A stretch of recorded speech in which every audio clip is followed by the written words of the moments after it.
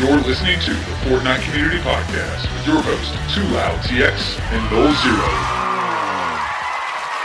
What up, and welcome to the FTR Champions Podcast. I'm your host, TwoLoud TX, and here with me today, Are you trying to steal my podcast intro? This maybe is just still slightly. a joint episode of the... this is a Fortnite Community Podcast. Community. Okay? Yeah, we are the Fortnite Community Podcast. We're taking yours. And my name is Bennett. Hey, Bennett, you do a really good job on that Fortnite Community Podcast, buddy. Oh, I mean, I gotta say, Troy did a really great job over on the FTR Champions Podcast. Thank you. That other episode. Thank you. Yeah. I'm really good. it was nice. I'm not on tilt anymore, so. Yeah. That's good. Yeah. That's, Well, I'm that's what we Zombie got for. Zander. Time runs on MT, but you may call me Matt. I'm Nolxero. In the corner, Nolxero. Wait, don't forget about him. He's here as well.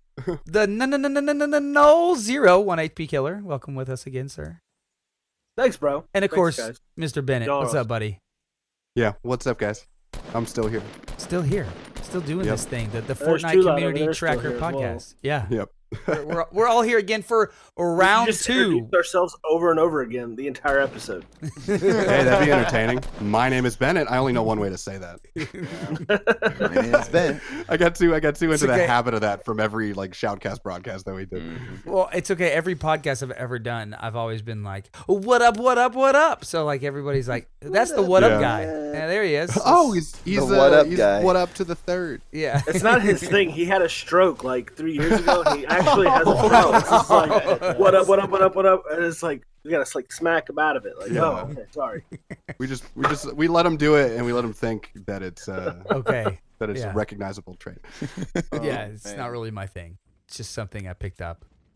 But we got to learn a lot about you guys and about our podcast as well, the Fortnite Community Podcast and the FTR Champions Podcast, or Champions Podcast, and the FortniteTracker.com in the last episode. So if you guys didn't get to hear that, didn't get to enjoy these wonderful sounds in your ears, go back and listen to that episode because it was a lot of fun. It was a great time learning, getting some tips and tricks from the FTR Champions guys, and talking about Fortnites. I mean, it was basically a whole episode about Fortnites. Pretty much. Felt that way. Yeah. Just learning about how to get better at the game, which Yeah. now we're going to go into The game. the game, The patch game. notes, and all sorts of other fun stuff. So we're going to have some cool topics to talk about today with you guys, and I hope you enjoy it. Also, make sure you listen to part 1, but part 2 will be equally riveting. But there might be throwbacks to part 1 that if you didn't listen to that, you'll be like, what? All those inside jokes we do. Yeah, seriously. I mean, you guys remember that one, right? Oh my god! And that was Matt good. in episode 1 would not shut up. So if you I really know. Oh my god, it was like a. I don't know, Yeah, like I'll something be that comes quieter a lot. this time around. Thank you, Matt. Thank you. Obviously, a lot of stuff is happening though in this game we love called Fortnite, and we have version 3.0 that dropped. I mean, if you were gonna sum it up into one phrase, Matt, what would you say that the version 3.0 is? How astounding is it to you? Oh, that was my word. Well, just say it. Astounding. Astounding. There you go. It fun as heck. I'm using a bunch of hyphens there just to make it all one word. Right. Yeah, it's just fun. Unbelievably fun, and because even though I've only had one victory royale since it dropped, I have had fun in every single game with all the additions they've made to it. So that's my summation. There's a lot of stuff to cover. I mean, and like I said, we could all probably talk about how much we love it and how great it is, but it is very incredible to me the amount of change that came this time. I think it's very overwhelming because. And just to highlight a couple of the key things real quick, obviously we had the new Battle Pass come out. We can break down a little bit. 60 frames per second on console. Every console player just literally, fell in love again when they turned on their Xbox. Welcome to or the party, PlayStation. boys. Yes. Thank you. Thank you for letting us, swim within the glory of multiple frames per second that are called 60. And then on the Save the World side, they brought out the hoverboard, which we'll tell you guys a little bit about that from the Save the World side. Yeah. We got some learning to do about that Save the World side. I was so excited when I saw a hoverboard drop, and I was like, "Oh, no, And I gotta, not for me." and I just gotta ask now. Do you know if it works on water? Does it work on water? It doesn't. It doesn't. But hey, I will tell you this, and sport. not to spoil, because we can. We can break this down. We will a lot, but this is only. And Epic has already said it multiple times on the Reddit if you go check it out, and everybody's posted it's there. But this is just version 1 of the hoverboard, okay? They have a lot of ideas for this thing. The amount of creativity that's come from the community, if you want to just like waste a good 2 hours of your life and watch videos of people that made like in-game tracks and stuff, it will blow your mind. Because they're using like jump pads to boost them across the map, and they go down these half pipes and like, dude, just incredible stuff. One guy said he used over 100,000 pieces of wood, and it took him 3 days to build it. And the video's there, and the video's like 5 minutes long of him running this track. It is awesome. Like, let them please put in a queue somewhere where I can just play people's tracks. It's fun. But so that came. Yeah. They have new orchestra music. The score for everything is coming around. If you've opened your game up, you've probably heard it now. The build mode improvements that have come. The hand cannon, which the Desert Eagle. And a bunch of general, thing is so loud. Oh my god! And Tilted Towers, and you hear that. I just feel like I really want to dual wield it. I don't know why. Like, I just really want to dual wield Desert Eagles. Because it make you feel cool. Yeah, I guess. It would definitely make you feel cool. They're bald eagles, sir. And then a lot of like just general improvements that they've brought. Adding some colorblind options. Which, like, these aren't just options. This is like, I don't know if you guys have seen this, but it's incredible how many options. It's not like, hey, colorblind mode is there. No. It's like if you want to test yourself for colorblindness at the same time, yes, you can do this in the game. Do you see all the llamas on that page? Yes. And then, easy anti-cheat protection added to Max for all the Mac players, which is just crazy if you start thinking about how many platforms this game is on. Like, yeah. Unbelievable. They're trying to reach everybody. And then bug fixes as well. Even for you PC guys, improvements to CPU performance when activating overlaps such as traps or triggers. So tons of different stuff, little things that come out. But I want to start up at the top and talk about the Battle Pass real quick. We originally were told that this was going to be like 1,800 V-Bucks because Season 1 or Season 2 is at a discounted price is what they told us. Because they just brought it out. And it came around, and it wasn't going to be able to be purchased with V-Bucks either, is what they told us when they originally released the details about Season 3. Yeah. And then it comes down to it, and it's only 950 V-Bucks, and it is V-Bucks. So, David, tell us real quick, what do you think about it? Was this change significant to happen for them, and did they go ahead and do it now instead of have like an outrageous, amount of people yell at them for Season 3? Well, what I hope they did is they said, wow, we make so much money on these skins that cost so much money. We should probably give them a break on this Battle Pass. Because we know that they're going to, have all these people that buy. I mean, I've already seen so many John Wicks. And I'm like, yeah. I've spent $100 on V-Bucks the other day.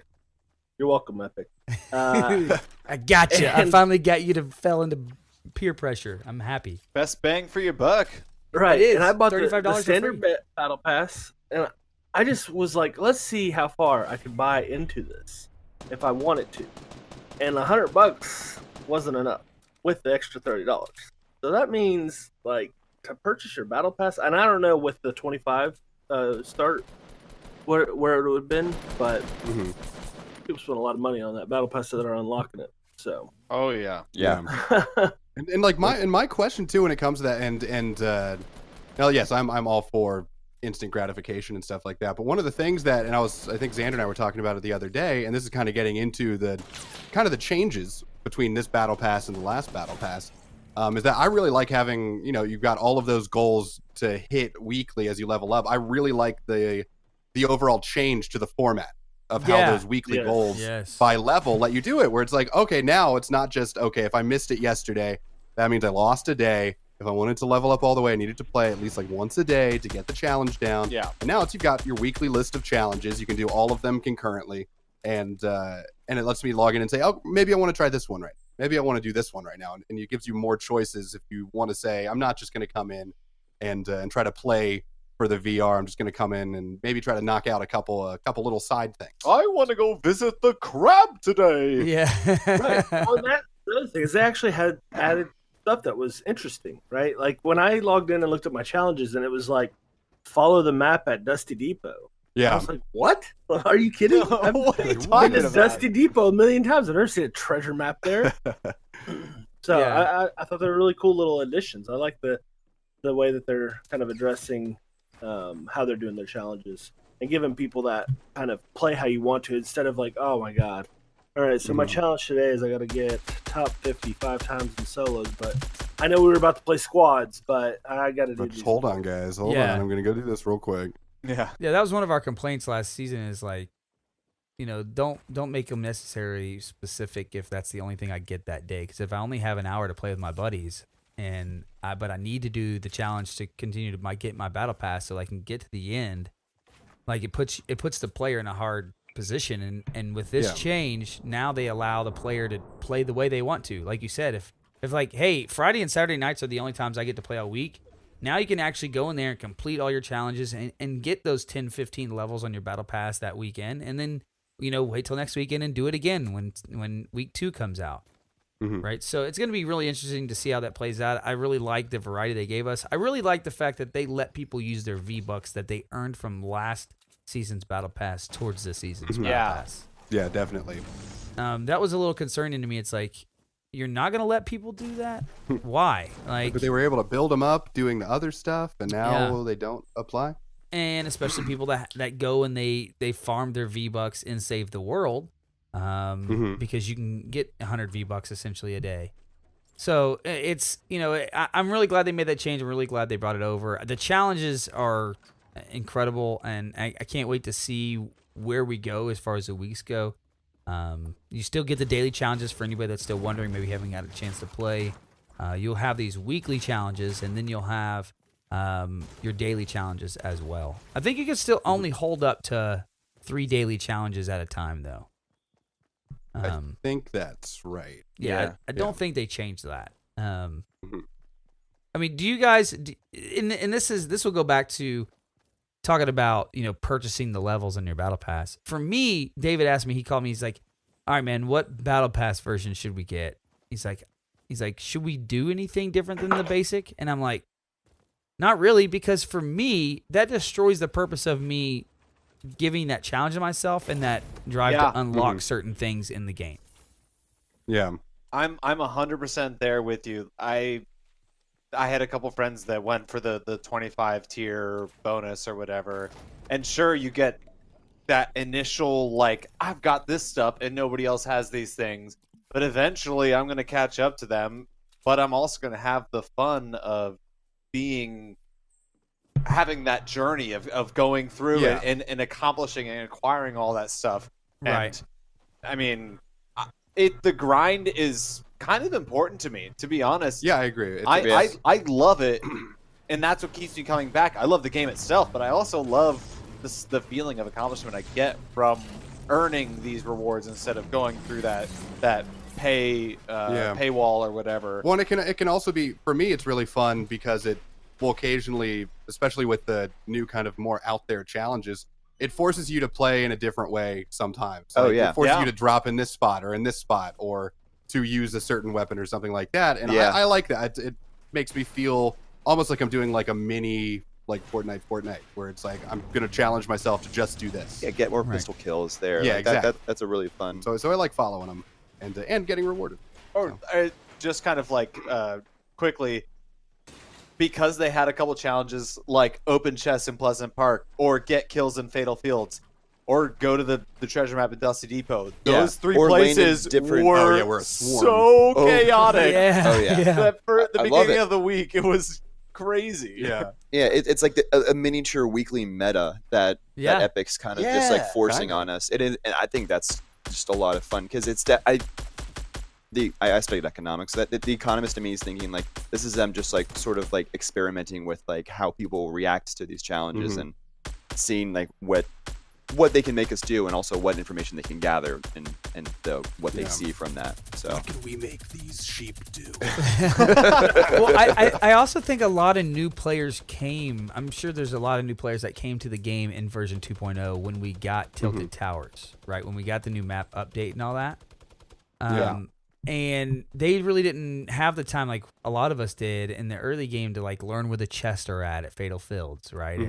And all this stuff. So not only do I think it does a really well job of distributing the players amongst the map, I think it also drives like that familiarity to like the it map. highlights some of these less It's like less new spots that nobody wants to go yeah, to. maybe I'll drop retail next time. That was pretty fun actually going there a couple of times, you know.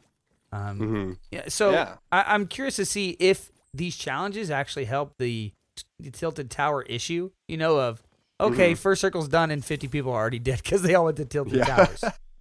Right. And I think we are seeing that. Exactly. I really do. I think we are seeing it spread out again more and more as it goes on. It was a little bit of a worry at first, but I think as these POIs get discovered and people get better at the game, and there's always going to be those groups of people that drop at Tilted just to gunfight. But I think the other aspects of the game and the people that, you know, really keep taking it forward, I think we're going to continue to see it spread out, and it won't be, you know, first circle 50 people left. But, we have the build improvements, and for like anybody that's wondering, the biggest change to this is you can build through anything now. This is my favorite change. In the game. For a long time, I don't know if you guys ever noticed this, but like if you built on the back of a house where a chimney was, it would actually wrap around the chimney. This is before this change. And we said a long time ago, we're like, why can't we just build like that in general? Like, why can't, if a bus is there, I just build a ramp in the part that's going through the bus or goes around the bus, right? Essentially, right? Yeah. Like, it's building around it and per se. This change, I think, changes gameplay a lot, especially not only, and it also changes Save the World, by the way, for anybody that's wondering. This is Save the World and BR change. But it allows you to do some of the things you were talking about in your Fortnite's Bennett, where like building your structures, now you don't have to worry about as much of like, is that tree going to be in my way? If I've been practicing this for the past 3 weeks to be in this instance and build this one by one and get there, and then all of a sudden the stupid tree's in the way. Yeah, no, exactly. And that was like when I had started practicing now, and I would be farming, and then I'd be like, all right, now I need to go away from where I'm farming so I can actually practice this, because otherwise I'd be in a forest and try to build something and be like, no, you can't do it here. Right. No, get out of here. No. I mean, I was playing the other day, and I was just not paying attention and realized, wait, I just built a 1x through a dump truck. That's fun. And I was like, I don't have to worry about anything. Yeah. The rules are gone. The handcuffs are off. I do have to say, though, if you are trying to build a ramp up to, say, a dump truck or something that you kind of just mentioned, it will destroy the chest if that ramp is going through the chest. So, you've never done that. No. I spent a good like 20 minutes trying to edit my stairs that was going through a chest in a dump truck, just so I could try and get the load out of there, and it was obnoxious. Jump on the front of the dump truck, and then you can jump smart. into the back. Smart. Yeah, but when I could also run the risk of exploding the chest, why wouldn't I try to? True. But one thing to note about this is, like, if you're building and you're building on a tree and it goes through a tree, the tree is not grounding your ramp. It still has to be grounded as normal. Yeah. So you still have to have like your ramp touching the ground or touching the mountain or the hill or whatever in order for it to stay there. Just because it's attached to a tree, it can't stand there freely in the air. But you can use that in some cases strategically. If you're in a forest and you start building your ramp up in the forest and then build your floor or whatever right on top of tree level, and then like you're just running around doing whatever, anyone trying to shoot out the base of that structure that you've just built up still is going to have to shoot down all those trees before their bullet gets to gets to that bottom part. Yeah. If they're doing that, and if you built it that way. So Look at you so you already. can think of different ways to use it. Yeah. Yeah. Yeah. I think it just lets you play the game and do what is fun in this game, which is build and shoot people, right? I mean, Yeah. the fun and it's like they took away things that eliminate you from playing Fortnite and having the fun in the game, which is building and you know, these situations where it's really frustrating whenever you're, you know, made a really good play and then all of a sudden, you know, the cleanup crew comes, which there's always a cleanup crew in Battle Royale. There's always a cleanup crew. I like it when I'm the cleanup crew better, honestly. Yeah, I'm saying I'm guilty of that. Yeah, but it's always frustrating to do that, and you're like, I can't put a wall here. I can't put a wall here, and you're like destroying something to put a wall so you can hill up, and the next thing you know, you get shot because you couldn't put that wall down, and now you don't have that that problem. So that's what's really, I mean, to me, it's a huge change. The best one is watching people right out of Dusty try to build up to the little container with the chest in it. That is always a fail until this update. Like everybody's like building a ramp, and then they build like a floor, and then they're still not able to get to the chest, so then they like build something else, and it's just like this cluster bleep of like crazy building, and you're like, dude, all for a chest? I'm sure you could probably just walk away at this point and find something. I have to get it now. Yeah, I've already gone. You I've see already what I've committed. done? I'm getting it. I've already committed this much. And then we have what we call the Desert Eagle. And this Sometimes bald shortened eagle. to the deagle. Yeah, the Deagle. At first, it's really freaked It's a me out. beagle because it's a bald eagle, guys. Come on, the thing is called. All right, a no bald no eagle. branding. Yeah. It really was kind of crazy at first when we first saw this in the little teaser they gave us. It shot out a wood ramp all by itself completely, and if you didn't pay attention, you wouldn't notice that the ramp wasn't fully built yet. So Oh, I thought you meant like it shot like Shot a ramp. yeah, it like, like to help made you a build. ramp like a Spider-Man. that would be It's a awesome. building Wow, weapon. there's an idea. There's an idea. Grenade, Oh, grenade oh, launcher that shoots that building shoots pieces. walls and attaches things. to it. Oh my Attaches to God. it. Yeah.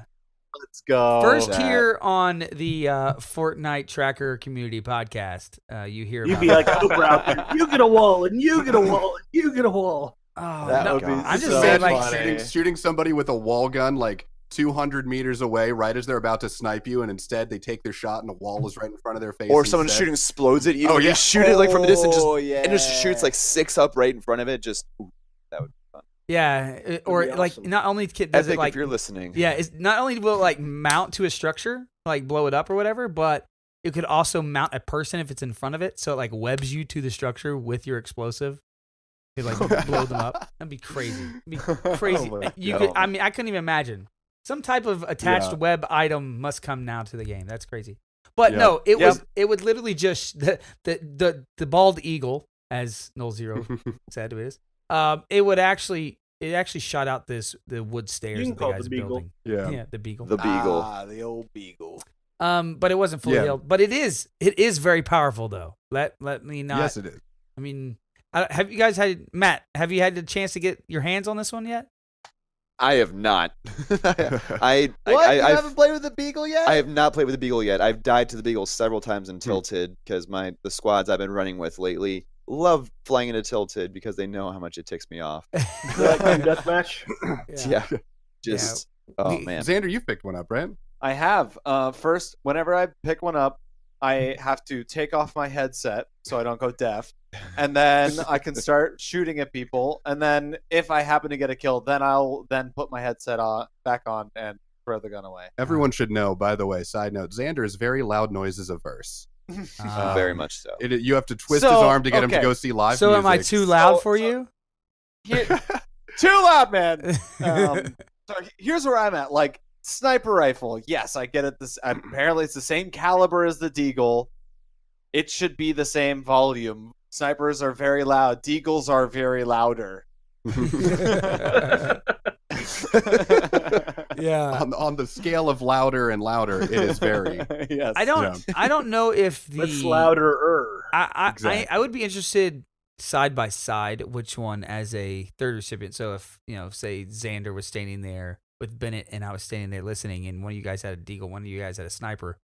which one would actually be louder there. But I think, if I'm not mistaken, the difference is that for the hand cannon, it actually, and I'm here, I played Destiny if I said hand cannon. Oh yeah. But they do call it the hand cannon. For the hand cannon, the other thing is that I don't think the noise travels as far. The distance. Yeah, travels.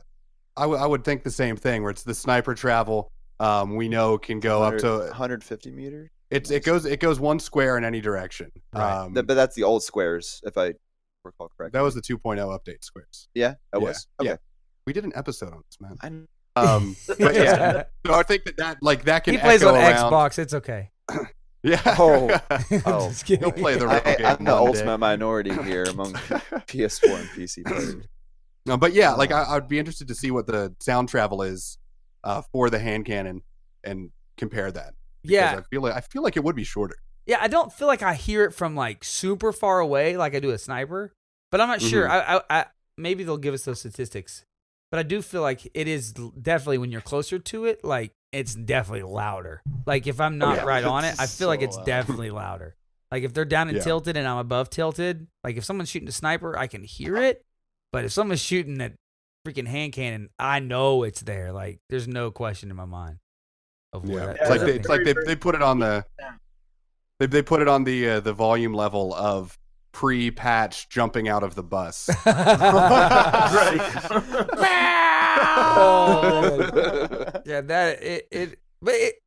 do you like how it plays, Zander? I do. I think that gun in particular needs the shooting model treatment. Because if you're going to be shooting something that is that loud and it has such a slow fire rate, it needs to go where you're going to shoot it. Obviously, it has a shorter barrel than a sniper rifle, but if it's going to have that much of an impact on the neighboring area and you're not going to be able to fire it that quickly unless you're doing that old double deagle, it's got to hit where you're shooting if you're crouched and still. And I don't know if that's been the case. I think I've hit a couple decent shots on PC, and I don't know if I've hit the same shots on console. Maybe that was just the controls and user error. But yeah, I think it's got to hit where you're aiming. That gun especially. But then that gets into the whole debate of okay, but do you keep it as hit scan if you do that? Because then it hits for like the same power as a sniper shot, essentially. Like it can one shot you in the head. Yeah. And if you're playing with that and you don't have to scope in, people would abuse that. If it's hitting that hard and it's going like no bloom, no RNG on that, and all of a sudden people are picking it up. Like I mean, look at what like someone like Lupo can do with just a blue revolver. Yeah, I mean, well now we're just talking about the shooting test model in general. I mean that for good players with that sitting still model, people like Lupo or Ninja can just rip everyone apart. Yeah. It's just, and it's that is a whole different discussion that we shouldn't get into. I like the Deagle. I think it's fun. Yeah, I think, but I agree with you. I think it needs maybe a little bit less bloom or a little bit better because you are giving up heavy ammo for it. Right? Yeah, so I mean you're using a much more precious ammo type than medium or small ammo. That being said, what the revolver used to be, because they have more than one type of gun using heavy ammo. Now that Deagles are dropping, heavy ammo will be a little bit more available. Much like when revolvers switched to medium, now you can find revolvers, pick up that medium, and be like, haha, bye, if you're not good with them, and just use that towards your AR. Now medium ammo is a little bit more prevalent, whereas heavy ammo also is. Yeah. Yeah, right. But I still think it's a lot more on the sparse side. I mean, if I get a couple kills early on in the game, I can be sitting at like 100 heavy rounds. But that's not every game. I think it's that. I feel the same way. Like I feel like when the conditions are perfect, I'm crouching, not moving, and I line up my shot. I still feel like I'm having a hard time landing, medium range to longer range shots. Maybe I know it's not a sniper rifle, right? I get that, but at the same time, it's like, I just feel like it should be a little bit more accurate than what it is currently. Yeah, I think it's one of those guns that you have to weigh where if it could be too strong really easily, and it could break a lot of things really quickly. I think Absolutely. because it's the fire rate on it, for instance. Like if you make that any quicker, it could be very detrimental to how it's playing out. And so I think they can tune it slightly on the accuracy side because of that. I think it should be one of those weapons just like the pump shotgun where if you hit, like, it's detrimental. But if you miss, like, you're going to pay for it. Yeah. I just want to interject for a second. Does anybody else realize that even though we're talking about Fortnite, we're right back to having the hand cannon bloom discussion? Now let's move on. Literally a hand cannon. Let's that's move what on it's to the called. IS.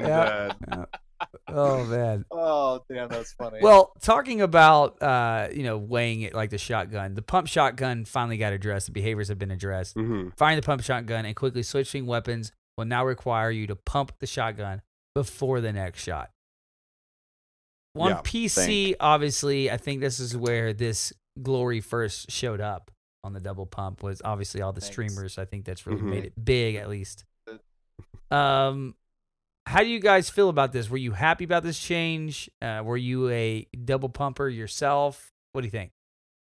Well, and I guess and I know I've heard you guys talk about your views on shotguns and things like that in different times, and I know there's some opinions over on your guys' side. I know personally I have done some pump shotgun. I never really got super into it. I'm glad that this change has been made. I think that this is a good balance of still being able to have some of that mechanic that people practiced, and that makes sense if you think about it logically. Like, I've got a pump shotgun and another pump shotgun. Okay, now I can't just go bam, swap, bam, swap, bam. That's not how a shotgun works. And I like that you can still do like a quick 1-2 hit, but then you have to pump it, and then you have to go back to it. I think that as a start is a good way, I think, to temper the kind of the rampant abuse of that, where you could have up to 12 shots, 10, was it 6 in each barrel, 5 in each? Okay, yeah, so 10 rapid fire shots that are pumping out damage. I think it's a good change. We'll see how it goes. Just like Epic says, they're going to be monitoring it to see. Yeah. Definitely levels the playing field, because the amount of times when I feel like I would get the jump on somebody and with a squad, and they just can ramp out the pump switch, like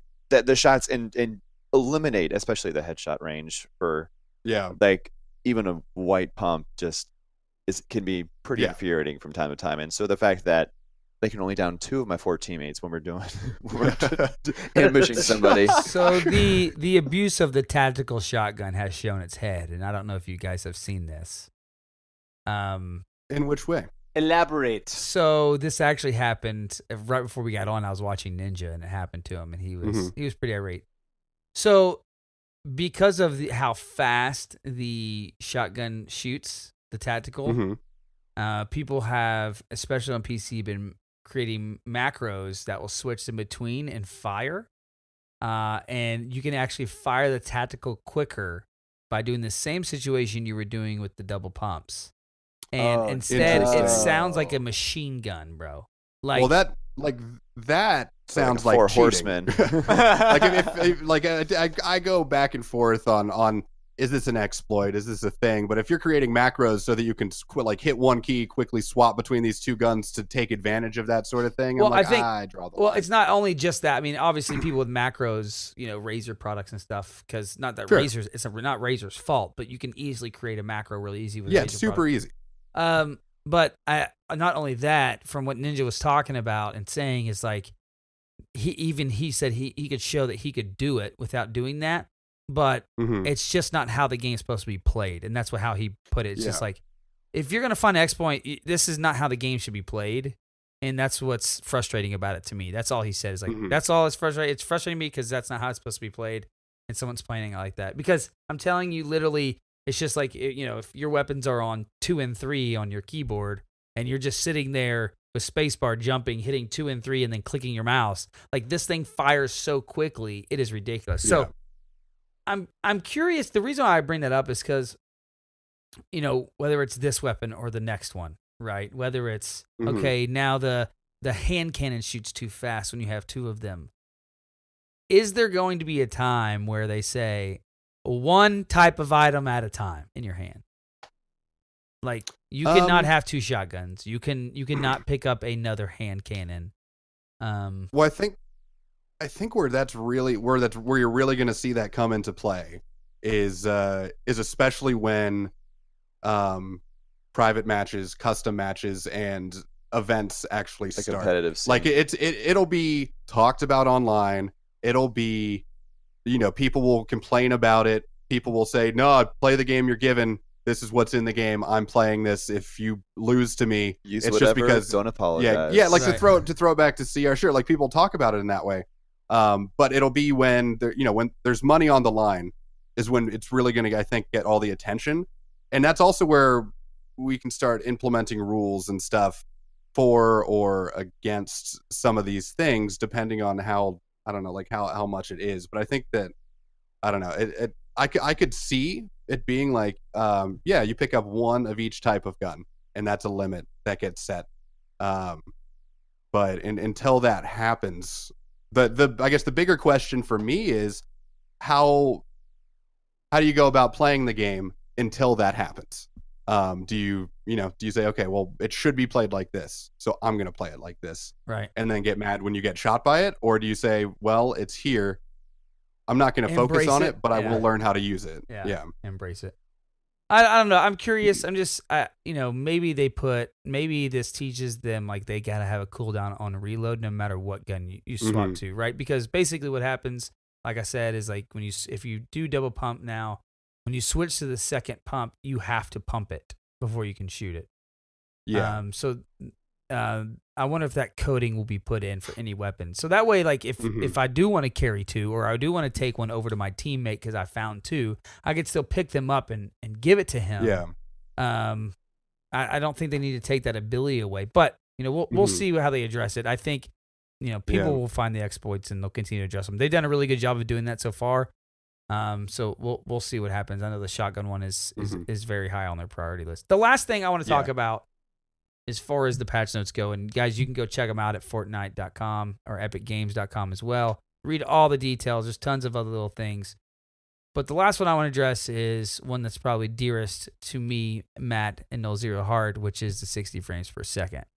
And that, Yes. and that change coming to the console world. And thank you. Matt, prior to this, we were actually playing on the uncapped frame rate mode. And this actually replaced that because I don't know if you ever tried that out prior to this, but we saw the difference in the uncapped frame rate, and it obviously wasn't optimized yet. But like for you, how did the game change seeing it in 60 frames per second on your Xbox? It's beautiful. I mean, it just everything. The gameplay just feels smoother. Everything's brighter, and it obviously it's the same game, but it felt like I was playing a new game. It's like when you first open like the next generation of like any sort of game series, and it's just like how everything's just updated and just like the details and everything. It's just, oh my God, this is, I didn't know this. It's like when I got glasses for the first time, it's like I didn't know this world existed in this much detail. Right. It's like, those are leaves. The green things on trees are leaves. Yeah, no, and it's and the performance also, like it's just smooth. It's just smooth, and it just feels good. And like it happens a couple times in Tilted, but the amount of game lag and everything's gone down a little bit too. So knowing that I can play 60 FPS just makes me feel just so happy. It makes me feel like I'm a gamer in 2017. Yeah. I mean, David, you've said a lot about 60 frames per second, and that at the end of the day, for you, a game is better, just simply better, a better experience at 60 frames per second. Yeah, I mean, it is. It's not a question. It's fact. And that's why games that go to PC, if they're not hitting 60 frames per second, the PC crowd will chew them up and spit them right out, and then ridicule the publisher or whatever for bringing out trash. Because that's what they'll call it. If it's less than 60 frames per second, they don't want to hear about the experience and trying to capture a certain kind of mood by having crappy frame rate. They'll just be like, dude, I'm like, there's no excuse to I'm like, not have. I can't do this at like 60 or 120 or whatever Right. I'm trying to do. No thanks. Why would I bother? It looks Right, all and jittery and choppy and like you're garbage. And Right. um, And like on I'm already console, that they tried using judgmental about these, it. like keywords to be like, we're going for a cinematic experience. And Yeah. so, I'm like, I this want my movies to be capture- 60 frames per second or more. right. And so it's like, no, that's BS, dude. Like, anybody that disagrees, I've had this argument 100 times. Like, people say, oh, well, I don't require it. It's like, dude, it's because you play on console and it hasn't been a requirement on console. Yeah. It's like, I, once you start, it's just better. right. And I honestly think that uncapped frame rate was better than the 60 frames per second currently is. I could be wrong, but I actually think we might have been getting because here's what my idea. I feel like before we were probably hitting 60 frames and maybe even over a little bit. And now I feel like we might be in a situation where we're 60 frames and maybe dropping below 60 frames. I'm not 100% sure. We don't have a way to look at our frames per second on console. We don't have a way to turn on like a counter so we can actually see what the frames we're getting. But I just definitely feel like, is it a good change? Yes. I think overall everybody should be experiencing the game like this. But for people who are already playing on the uncapped frame rate, I feel like we lost a little something. And maybe I'm wrong. It could just be it feels different. But it definitely feels different to me, and I feel like we lost a little bit. And maybe it's because 60 frames, being at that capped 60 frames, dips. It feels different for sure. And I definitely need to play more and also play a couple PC games here with Bennett and Zander just to get more familiar with that. But I mean, also just like playing games on the side and going back to non-60 FPS is just it's jarring and it's crazy. Yeah. I think just why can't everything be like this? And I started to understand that mindset with with PC gamers. Like, even like if it's not 60 FPS, what's the point? Right. Yeah. And one thing that line, anything above, you're good. Yeah, and one thing Call of Duty did for the longest time is they sacrificed graphical jumps and graphical leaps to ensure 60 frames per second across the board on all their games. And I honestly think that's a big reason why Call of Duty to this day was such a huge hit on consoles and why it had garnered such a huge fan base. It was offering something to an audience that wasn't getting it from really anywhere else. Yeah. And that's why their games always felt so smooth to shoot in. Really good point. Well, I think overall the game, I think there's some times we weren't getting 60 frames per second that we are now. I think it was more common in uncapped to fall below than it is now, but that's just my take on it. I'm not sure. Like you said, until we have the hard numbers, I don't know. I think there were some times as well that we were well over 60 that we don't get now. So it'll be interesting. Yeah, I'm sure somebody's going to break it down, right? Somebody's going to do the math. Somebody's going to. Someone will do it. Yeah. The monster. And they'll see what happened. But real quick, we'll talk about Save the World real quick. Obviously, Tell me. Please. Okay, so I've been wanting to know about Save the World for a very long time, and it's always looked really cool. And I've looked at some reviews. I've looked at like some videos of how the gameplay is, and it does seem very, very different from the Battle Royale side of things. Yeah. So come for someone who doesn't know Save the World as a group, all three of us don't really know anything about it. Right. Give us an elevator pitch on Save the World. We're all very interested to know about it. So here's the deal, and I'll let Nolxero do most of the talking here. Believe it or not, I'm going to on this part because he is the specialist here. I actually asked him to come back and start playing a lot. He got pretty far in the game, and then he stopped playing to Save the World. For a couple main reasons. One being the stamina issue that they had in the game, which is hoverboard. But all in all, this is what Save the World is. You have the campaign is mainly 4 main areas. It's a quest line that you work through, and it's a story. The story's actually not bad. The voice acting's decent. And it's about zombies. You know, essentially you're killing zombies. They have some really cool ideas of how they came up with different zombie types in the game. You have these shield bases, and you're basically taking the world back one step at a time. Going and you have these shields that you're shielding the areas and cleaning out the zombies, and you have to expand the shields at your home bases. And you have like I think 4 or 5 home bases per area, and multiple mission areas as you're cleaning out and doing this, you know, purging the zombies per se.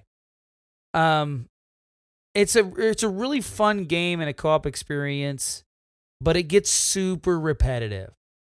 And I think that's the number one complaint from everyone is like, okay, I got to do another one of these missions. I've dragged it on a little bit because I haven't pushed myself through the quest lines all the way because like these events will come out like the Halloween event, Fortnitemares, which was actually a pretty good event. It was a lot of fun. And they do some really interesting things in these. It's like they had these big castles for that one, which was so cool. Oh, cool. And in these castles, they would have just like your challenges. Think of your quest as challenges that they have in the Save the World. And these quests, you go in and it says like, you know, find like 10 honey hives on the land because, you know, you're using this honey to get the vampire to come out, you know, whatever the storyline is. But like they're really corny and they fit the game, funny stories, right? Lines that go on.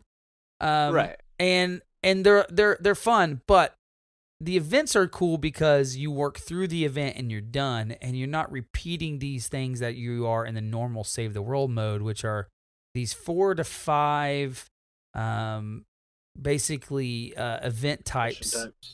Mission types that you get in each world area. And basically what happens is we were getting burnt out because you have this issue and each character's built on stamina. Stamina does a couple things in the game. It lets you run around. Like in BR, you can run for your whole life, right? I mean, you can just stop. You can just keep running. Well, in Save the World, you couldn't.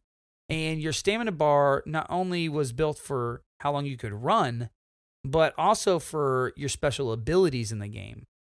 And there's a lot to that. You could really, I mean, we could talk about like what the different special abilities are and all that kind of thing, and what the different types of characters you can have, because there's basically like 4 main characters. You have a soldier. Help me out here, David. Soldier, ninja. The Outlander, the soldier, there's constructor, and the ninja. So these are the 4 types of characters. If you're a Destiny player, think of like, you know, are you a hunter? Are you a titan? Right? You have your different abilities, and you bring different things to the table.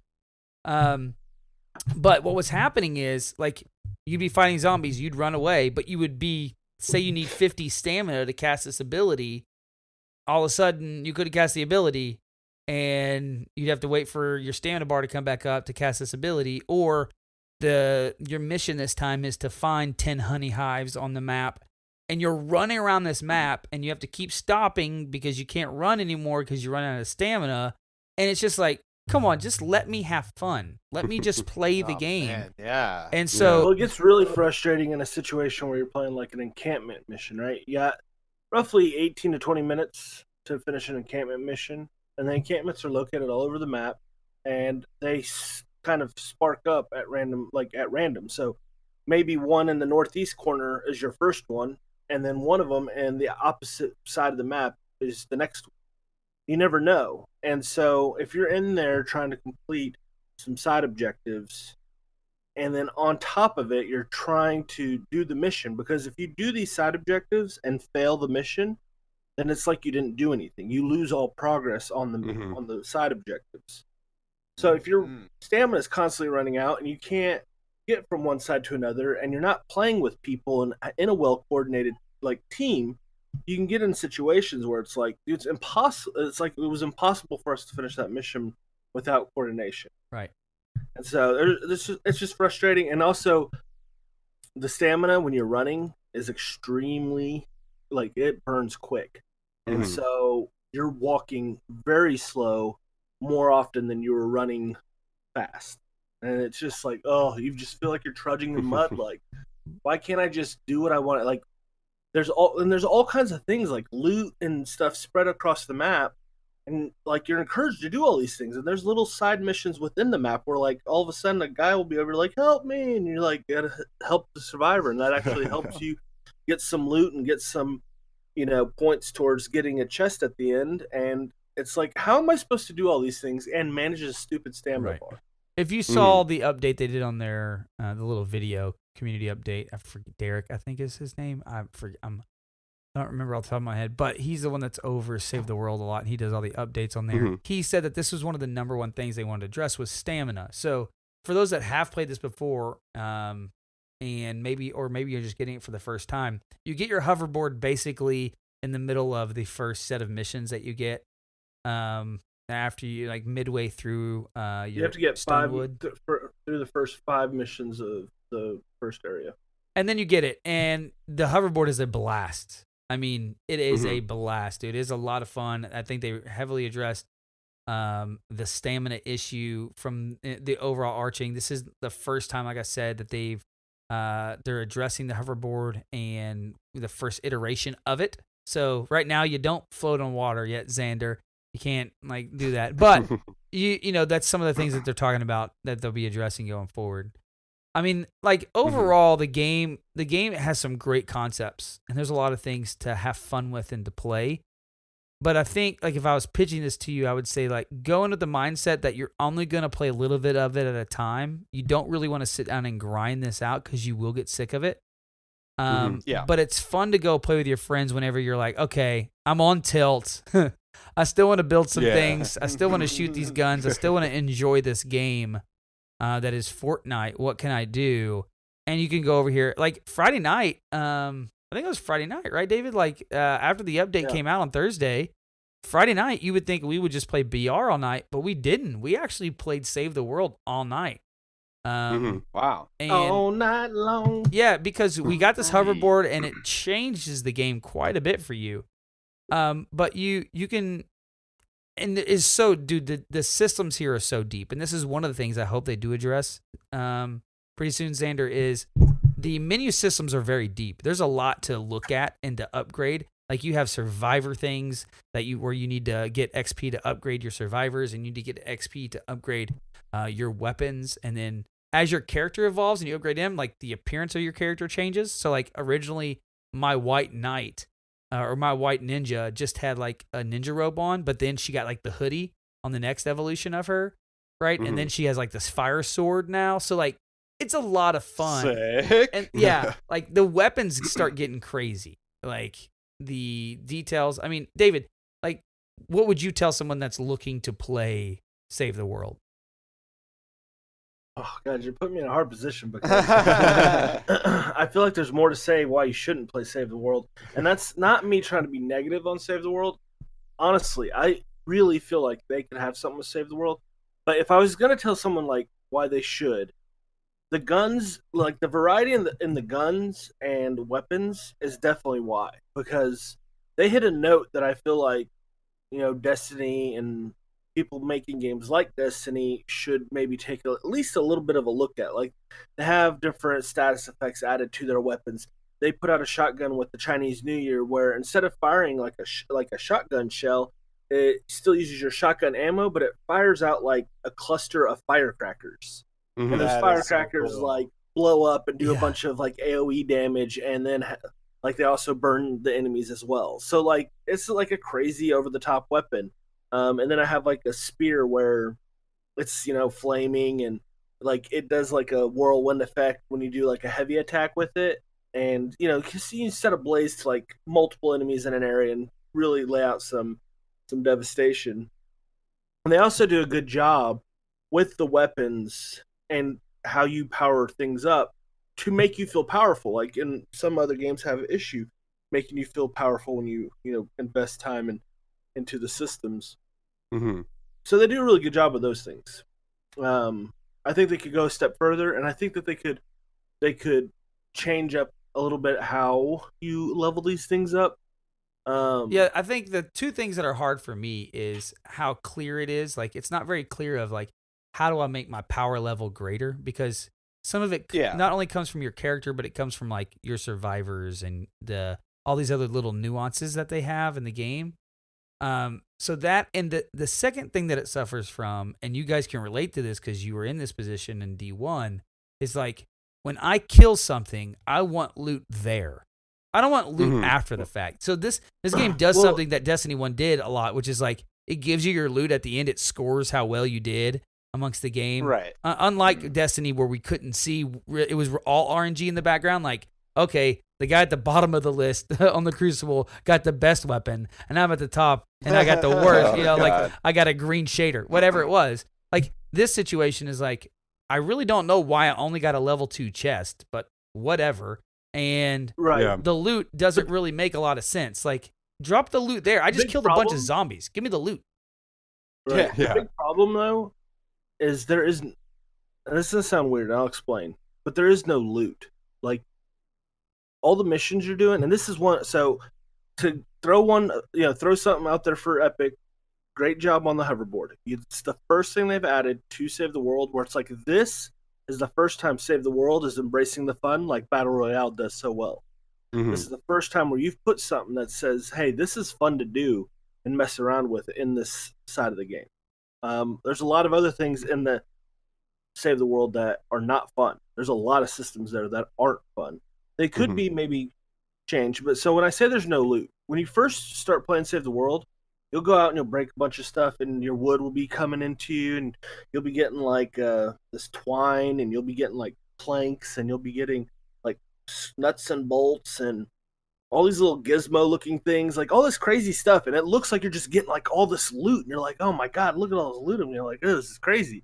And then you realize, well, those are all just crafting materials to build your weapons. And so when you go into a mission, you might think, well, you're going to do a mission and you're going to get some loot. Well, 9 times out of 10, you're getting more crafting materials, and the chest you unlock at the end, there's like 5 tiers to the chest. Right. If you get a level 1 chest or a level 5 chest, the only difference in it is how many, like, so if, say, you're doing a mission and they're going to give you Hero XP as the mission reward. They're like, we're going to give you Hero XP for this mission. You go in and you get the level 5 chest.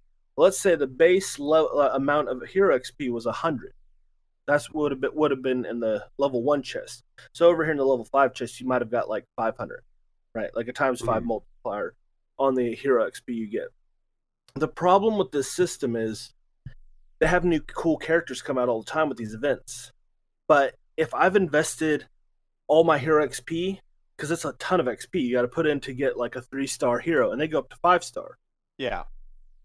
Is once I've dumped all this XP into this character, you're making it incredibly hard for me to drop that character, pick up this character, and start investing time into a new character. Because I've got to dump a whole bunch of XP to unlock their abilities, to unlock their traits, to start making that character feel viable in the difficulty of where I'm at. And at first in the early game, when you're in the first zone, it doesn't matter. You can switch out and you're going to feel powerful pretty much on anything you're on. Once you start getting into like 40, 50, 60 level, power level stuff, it's like, well, I can't even equip this hero and be viable in the match until I get it boosted up to, power level 7. Yeah. So, and that's kind of, I think they do that and they're sorting this out. They've already said that they are talking about end game, but this was kind of I guess something for the people at the end game to play with. Like, I have all this XP left over. What do I do with it, right? And it's like, well, we're gonna release these new characters, and you can use it to level them up and play with them, and play through the event, right? And the problem is that I don't think a lot of people are at that point. It's very I went on the Fortnite Reddit, just a regular Fortnite Reddit, and I put up a post like, hey, looking for a PvE specialist, a Save the World specialist. And a lot of people sent me a message like, what do you mean by specialist? Like, what are you looking for? So I put a little more detail in there. And you would be amazed. Like, I thought I would get a ton of responses, but I didn't. I got a few people that reached out, which we're going to talk to and have on the show and stuff. But I think it's not as accessible as BR is for people to see it and have the fun. And that's the hardest point right now. There is definitely some fun to have. The other main issue, I'm surprised David didn't say this yet, but that he had with the game, besides the stamina, and pulling out just being able to do the mission you want to do because you keep not having stamina is if you complete the mission task before the time allotted gives you, you just sit in this world and do whatever you want. Yeah, they're like, oh, go farm some materials. Like, I don't want to farm materials. I power leveled. I ran through this mission extremely fast. Like, reward me and say, hey, good job. You did that in 3 minutes. Like, allow me to beat a mission in 3 minutes. And go to the next mission. If my team can do it, if my team is well coordinated and powerful enough to, like, just smack that mission around, like, there shouldn't be a time limit that says, oh, you can't go yet. We got to artificially hold you in here. Yeah. It doesn't end the mission time. when you complete the objective? No, so imagine beating a strike in Destiny, and it's like, okay, you get to stay in the strike for the next 8 minutes you have left, because you had 18 minutes to beat that boss, and you beat him in 10 minutes. You got 8 minutes left. Just stay in the strike, buddy. Have fun. Look for stuff. Yeah, like go get your materials. That'd Yeah, be annoying. that's that. So like that with the stamina issue is what obviously drove Nolxero to be like, I'm gonna take a little break from Save the World till they start addressing it. Time to go to BR. To be honest with you, I honestly feel like in the short term, if they with the hoverboard, if they did, well, they've done that. So now that the hoverboard's there, if they were to also make it to where I could beat a mission as quickly as possible and be out of it, and maybe accelerate my time to beat missions, I think those two things would be the biggest changes to make it more fun to be in there. So hoverboard is definitely there now, and it feels good. It's great. So now make it to where I can kind of speed run these missions more. But I also think that they should allow me to kind of upgrade my heroes, level them up a little bit outside of hero XP and my guns, because the other problem is, like, how do you know a gun's fun, right?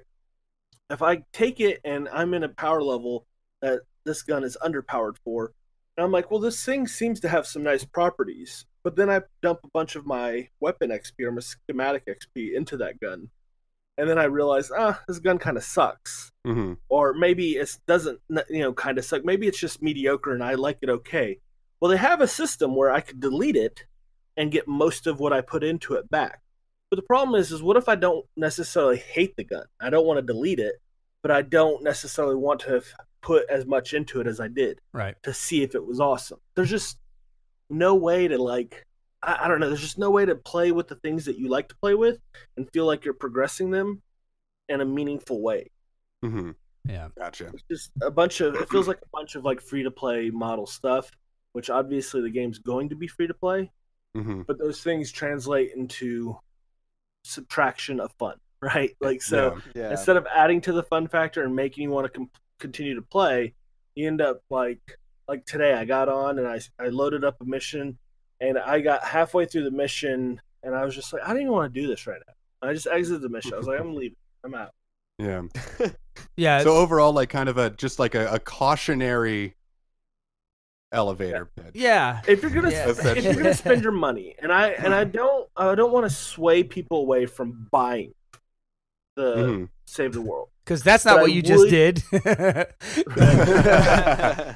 just want them to be well informed on what's there. Yeah. Because yeah. I think Epic, just looking at what they've done with BR and starting off with a very pretty primitive basic BR and where it's at now, and that's just within season 3, I think that really speaks to the volume of what could become Save the World. So, and we'll see if they get there. I think they will, though. I want to say these last two things. One thing is they solved an issue we didn't address that we actually did address on a different podcast a while ago, and that was the early game stuff seems so easy that, like, it was like, okay, let's go to the next thing. And so not only were you sitting there after you beat the mission, but the mission felt really easy. And so it was kind of boring to you because you'd be like, okay, I killed everything, when they're trying to teach you these systems in the game, right? So they don't want it to be too difficult. Well, they address that by, there's this stuff called blue glow that you get on the map. And now they gave you a way to, if you collect all this blue glow, instead of using it for whatever the mission type was, whether it be like put in this thing, you need 5 blue glow to, make this van go up in the air, per se, that has all this information on it, and get it out of there. They now allow you to take the extra blue glow on the map and actually put it into this device that makes the rounds harder for you. And I think you Right. can do You it like basically pump up a difficulty multiplier on the map. right. Mhm. So Does it increase your reward? yes, It does. yes. Oh, Yeah. cool. So Nice. so they put this system in, by the way. I just wanted to note that because that is something they added that's very significant to what's happening here, especially for people that are coming back and playing the game or replaying the game or playing some of the missions that they feel are repetitive. You can make them more entertaining, especially with your friends. And some of our view on this is kind of tough because David's been levels above me for a long time, and so I've been trying to catch up with him. And of course, I can't because he's Nolxero. But like the thing is, if you're going and playing this with like a group of guys, and you're like, hey, every Tuesday night or Wednesday night, we're gonna play, an hour before we go play some BR. Let's go play some of this and see what this is all about. I think you'll have a really good time. Like, just you have to have the mindset that you can't go in there like I'm gonna grind this thing out for hours because it is a very long campaign and you will get worn out. And you won't get to see. I think you'll start to lose like what some of the fun is and some of the systems they actually have built in there is. The second thing I wanted to say is they came out this week and they, obviously with this update, the day after, man, they already came out and said like, hey, look, this is some of the things we're still addressing. We want to let everybody know that we have more people now. And this would be my guess. This is completely hypothetical, but some of the team that came from Paragon is now working on Fortnite. And because what he did say is that they have more people in more areas now trying to listen to the community and see what they want from Save the World. Okay, so I would imagine they've taken some of that team that was on Paragon and gone, hey, like, here's your mission. You got to go here and you got to figure out what are we doing with Save the World? How do we continue to make it better? And what will people enjoy? And I will say this. If you go to the Fortnite Reddit, it is very active by Epic. They are looking at everything.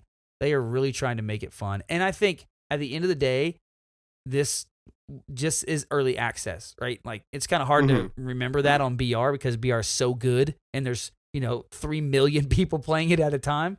Yeah. 40 million people worldwide. But the PvE, that's a different monster, right?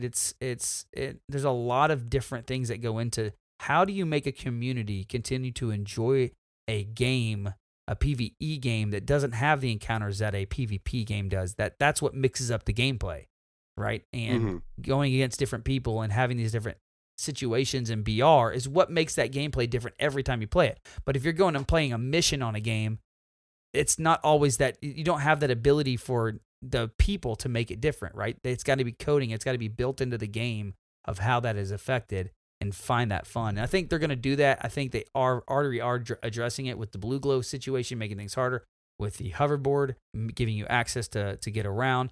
They changed up the shop a while back on one of the updates where you don't have to just RNG it to get the new items for the events. They actually have a seasonal shop for those items. So if you play enough, you can actually get those things. So all that to be said, like Nolxero said, we just want people to be informed of what they're getting when they get Save the World. It's not a bad experience. It's just, if you think you're going to have as much fun as you have in BR, you're probably not right now.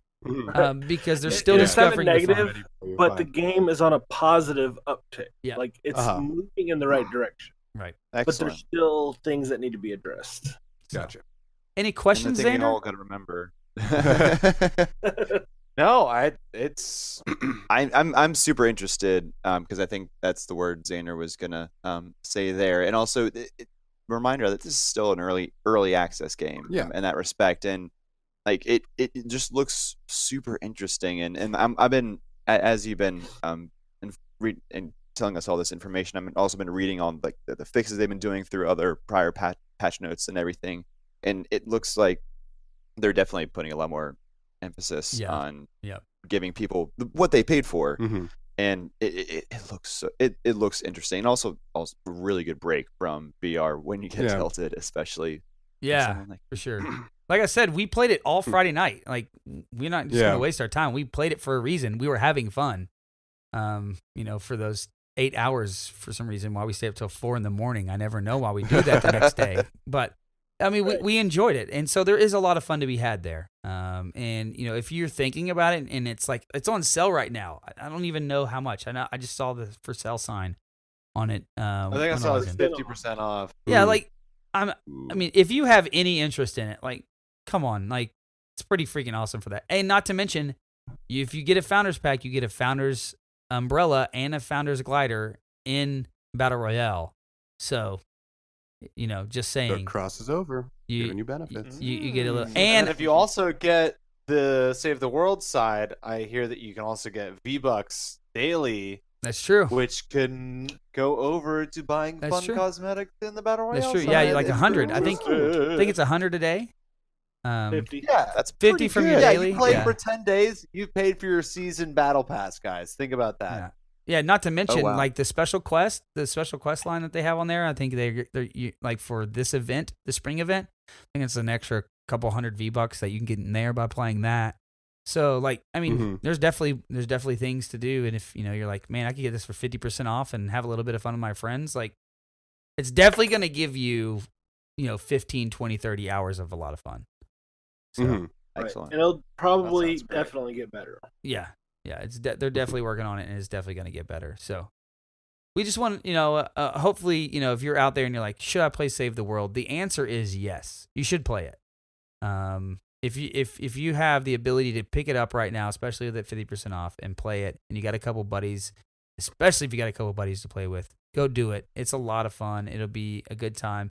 I mean, Zander, you could grab it on Xbox, and that way that could be what you play with Matt, to make him feel better. So you're Yeah. not always Yeah. playing with Bennett. You know what I mean? So hey, Everyone needs to take a break from Bennett every once.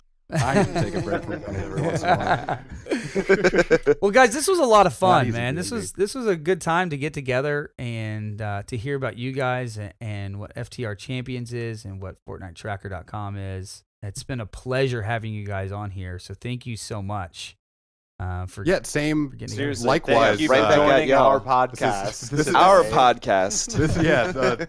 Here on the FTR Champions podcast. But no, this has been a great. I mean, so great. In fact, that we got so wrapped up in our conversation that we split this into two yeah. episodes worth of time. We have spent because over we're just 2 going hours too far into together it. now. So I know.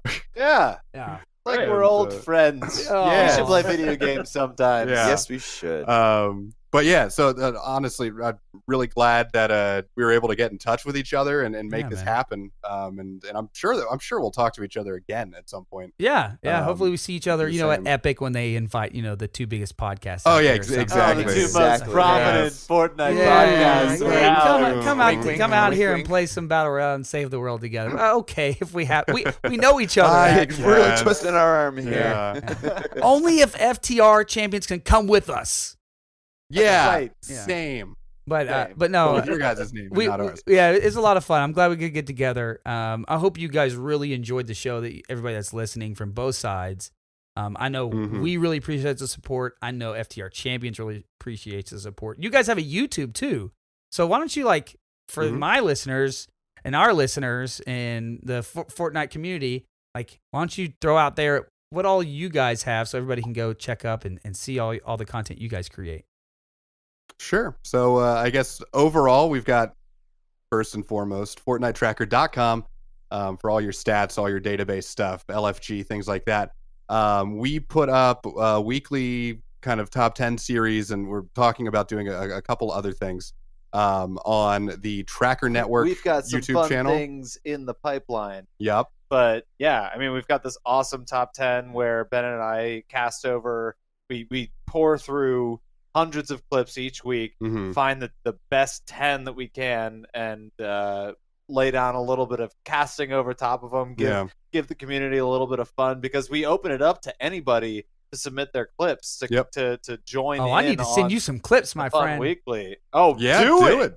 The info is on those videos. If you search, I think if you just search for FTR Weekly Top 10 or Fortnite Champions Weekly Top 10, it'll come up. But if you can go directly to the Tracker Network YouTube channel, and they are all on there in a nice little playlist for you.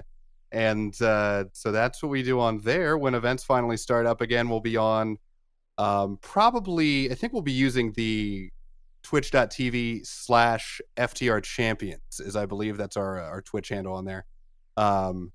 And other than that, follow us on Twitter @FTR Champions, or individually. We've got me, which is I just made a new Twitter, so I'm in desperate need of new followers because I had an old one. Yeah. But it's now it's if you search "My name is Bennett," I think the ad is at "My name is Bennett" with 1 T and 1 1, so it's BENNET1 because it just janked up the way that the name was. So mine's Zombie Zander. Yeah. Yeah, and mine runs on MT. Boom. So you guys need to it'll be beneficial for you to go follow Bennett and the rest of these guys. Yeah, it'll be very beneficial for my Twitter. It'll be great. Yeah. Oh God, my so used patience to here is running on empty here. Well, make sure. Okay, so for our listeners, where can we find you guys? Well, that's so kind. Thanks once again for having us on your show. We really appreciate it. It's not every day we get to be guests somewhere, Nolxero. You know what I mean? So we're both hosts true. and guests on this blessed week. yeah. Yes. But as always, you can follow us on Twitter at Fortnite Podcast. We have some cool things coming out. We're trying to. I'll just drop it here real quick. We're trying to put together a similar thing that we had at Destiny Content Creators, but for Fortnite content creators. Kind of something that we're thinking about and trying to put together. So we'll see how that comes out. But I got a buddy that's working on it right now for me. So we'll see. We'll let you know more about that as it comes to fruition.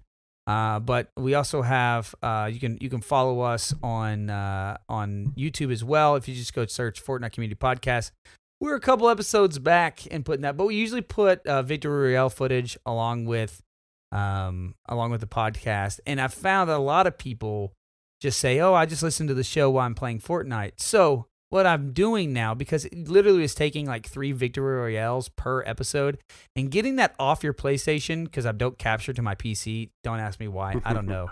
But it's a pain in the butt. So what I've been doing is putting 1 Victory Royale with each episode and then just having the art there for the rest of the remaining while we talk. So that Because it's hard to get those Victory Royales, right? No, it's not hard for that. Okay, I got plenty of those. All right, I got plenty of them. You can check out my stats at FortniteTracker.com. Okay, and you can see it all there. But no, so we do that, and then if you guys want to get in touch with us, you can email us FortnitePodcast@gmail.com. But I just want to say, everybody who listens to our show, go follow and go subscribe on iTunes or wherever you listen. To the FTR Champions Podcast. I promise you guys will enjoy it. I know you love listening to us, but every week, and you guys always let us know. And when you're done with our hour during the week, you can go check out their hour during the week and or more. And it's a lot of good time. I actually am a fan myself, so it's been a lot of fun getting together with you guys because I've been listening to your show every week religiously, and then I call Nolxero and like, dude, did you hear them talk about, blah, blah, blah? He's like, oh, yeah, man, that was a really good point, and this and this and this. So, we're fans as well, so we really appreciate it, and the content that you guys are giving and the positive outlook you guys give to the community as well. I think, you probably could have got a little carried away. Some people might have thought we were putting down the game by talking about, like, the aspects of Save the World. But our main goal, and I know you guys as well, is to be a positive influence in the community. And absolutely, we want to do that in every aspect we can. It's really easy to get on sometimes and talk about like the bad things and the tough things that as a gamer you're having to deal with because of a game. But we also want to always keep in perspective that it is a game, and we have a lot of Epic allows us to have a lot of great times and fun. And the servers might go down here and there, but like if we want to continue to all that support means them. is it's time to send death threats right now. Yeah, exactly. So and that's I say that because everybody that listens to our show wants you to know as well that FTR Champions and the guys over at Fortnite Tracker and the Tracker Network are great positive influences in every community that they're a part of. So make sure you follow them and let them know how much you enjoyed them coming on the show as well. Yeah, and everybody from ours, which I think is probably a smaller amount of people, but definitely go over and check out Fortnite Community Podcast. They do a great job of keeping that like positivity. I can say words. And words are hard, bro. Some really if you've ever heard my podcast, they're hard. I know, right? Who uses those? But especially being able to put a focus on you, the players, the listeners, everybody that's out community. there. Yeah, the community mixed between, you might be a giant big time streamer, you might be somebody that plays the game. Joe Who knows? Schmo. But it's really cool. They put a great spotlight on different players, on different things that are coming out in the game every week, and I've learned some things too. So it's definitely worth checking out. So go over there, look up Fortnite Community Podcast, all the stuff that they just said, and all of that. So Well, we appreciate it, man. Thank you so much. Thank you so much. And I guess how do you guys usually say goodbye? I find a less awkward place to cut it, and I cut the clip and then play the outro music. Oh, okay. Well, you're gonna hear outro music on theirs, and from us, as always, dance out those kills and boast in those victory royales. If you get them. I got them, okay? I got them. I got enough of them, all right?